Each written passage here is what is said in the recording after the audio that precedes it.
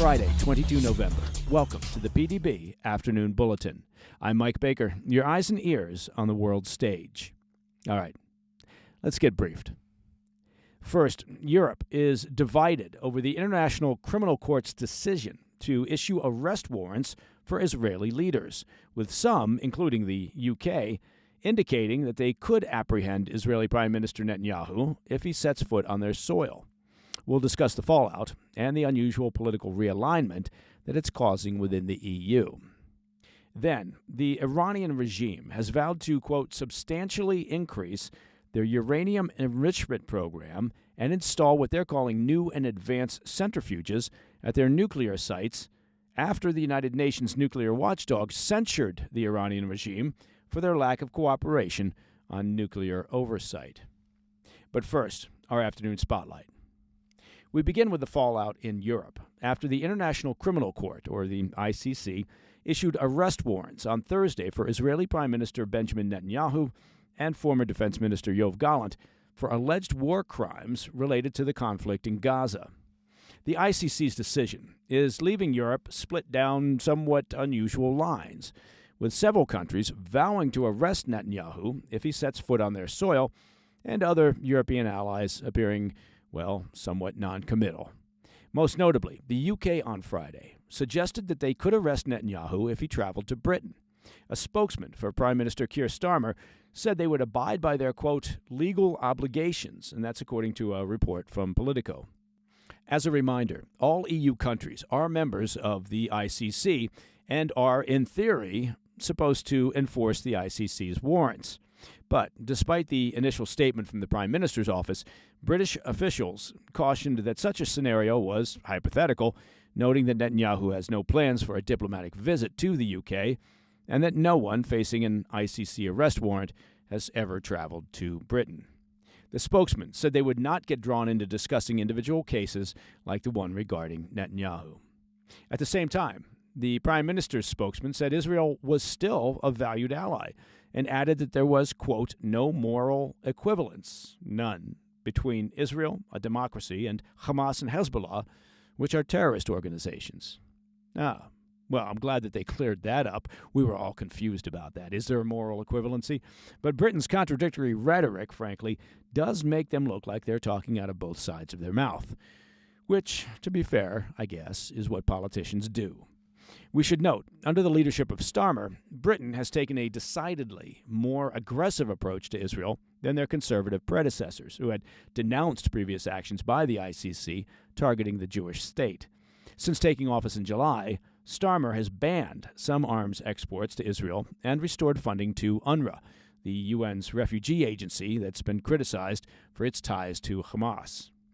Meanwhile, Germany and France are also struggling with how to deal with the ICC's latest ruling. While officials in France initially said their response would align with relevant ICC statutes, on Friday, leaders in Paris toned down their reaction, saying the ICC's decision was not a concrete ruling, but rather a, quote, formalization of an accusation, whatever that means. Germany simply declined to specify what they would do, saying they would not speculate unless Netanyahu planned to travel to Germany. They also said legal questions remained and needed clarifying regarding the ICC's warrant. While the UK, Germany, and France vacillate on how they'll proceed, the Netherlands, Italy, Spain, Finland, Portugal, Slovenia, and Ireland have all said that they will enforce the ICC's ruling. Irish Prime Minister Simon Harris made his stance unequivocally clear on Friday when asked if Ireland would arrest Netanyahu, replying, quote, yes, absolutely. We support international courts and we apply their warrants. We do whatever the bureaucrats tell us to do. But Netanyahu apparently has an ally in Hungarian Prime Minister Viktor Orban, who's known for obviously frequently bucking the will of the EU, drawing clear distinctions between himself and his Western European peers. On Friday, Orban invited Netanyahu to visit Hungary, assuring him that he would face no risk of arrest.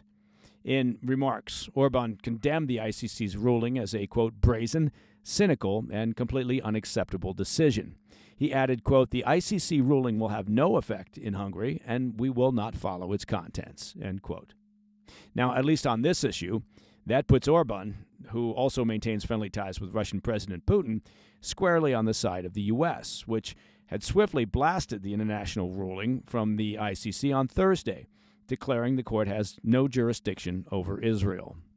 Netanyahu himself seems to be unfazed by the whole drama, condemning the ICC action and accusing the court of holding, quote, anti-Semitic hatred toward Israel.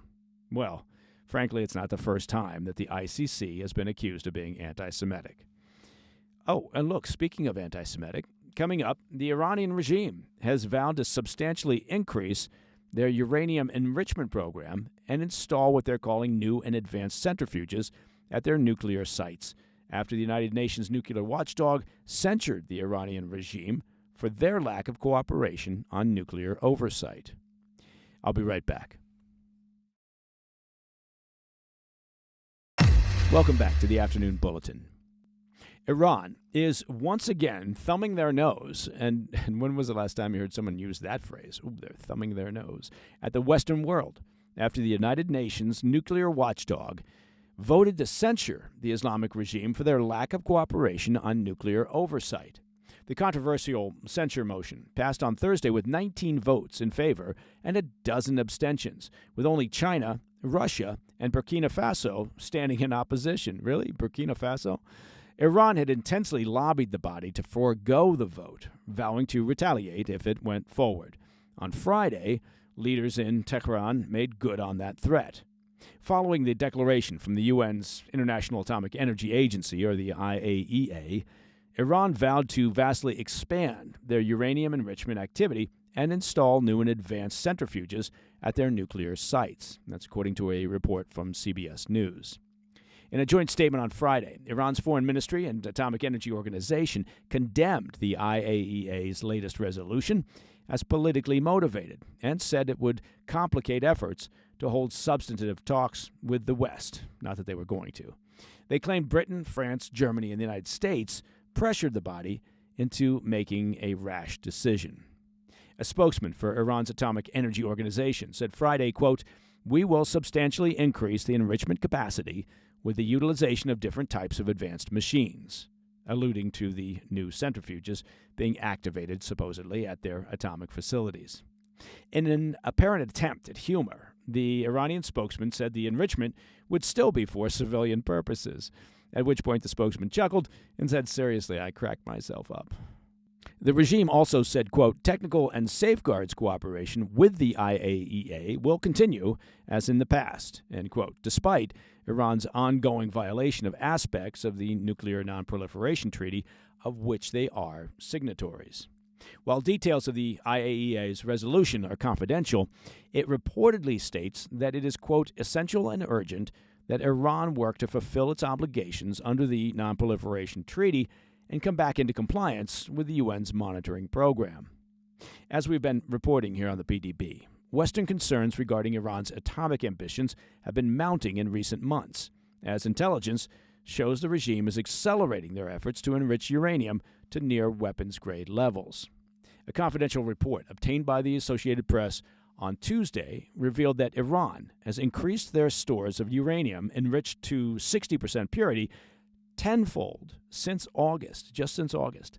The regime is now in possession of some 400 pounds of 60% enriched uranium, and that, frankly, is enough material to produce roughly 7 nuclear weapons, each one comparable in size to the one that was dropped on Hiroshima.